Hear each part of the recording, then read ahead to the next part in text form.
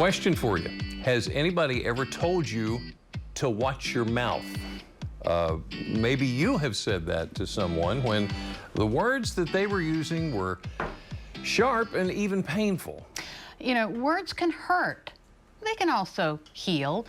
You need to use them carefully, though. That's a message behind the 14th annual Spread the Word Respect campaign. And we'd like to introduce you to the director of the Unified Champion Schools with Special Olympics Delaware, Jon Buzby. Jon, thank you for making time for us this afternoon. Thank you for having me on. So we're talking about a campaign that kicks off tomorrow, Spread the Word Respect. What is it?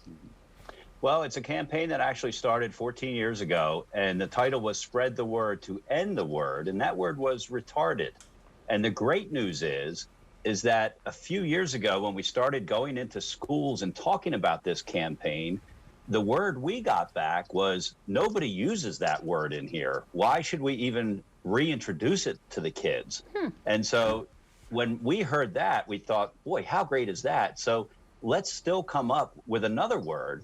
And those words, depending on who you are and what word you want to use, are respect or inclusion, in some cases friendships. And it all goes with the concept that everybody in every school, regardless of race, learning abilities, what have you, should have an opportunity to be included in everything. So is that your word this year? What's your word this year? The official word is inclusion. Inclusion is such an important word in today's society when you talk about all the different things that students are going through. And so it's just neat to see on the playgrounds, in the lunchrooms. And I was at a high school basketball game last week, a Special Olympics unified game, a true interscholastic varsity sport.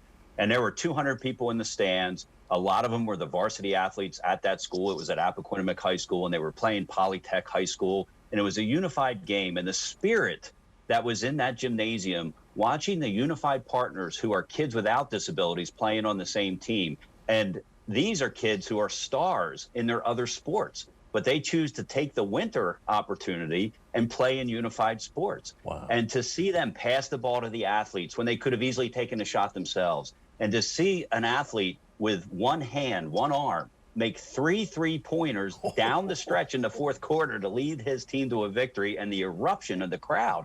You just can't pay for that type of inclusion. So this is a campaign that's going on in the school right now, but this is something we need to do everywhere anyway. You know, we started reaching out to companies and businesses.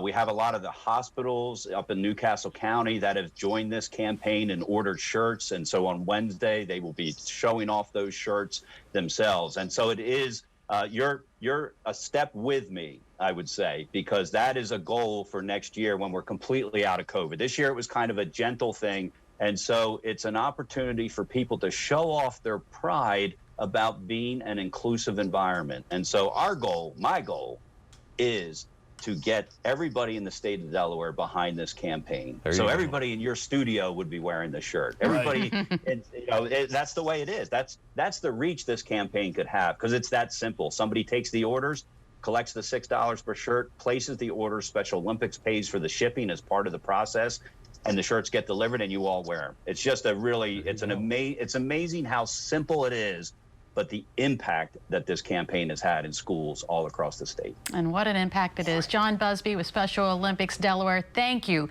so much. Appreciate your continued support in everything we do.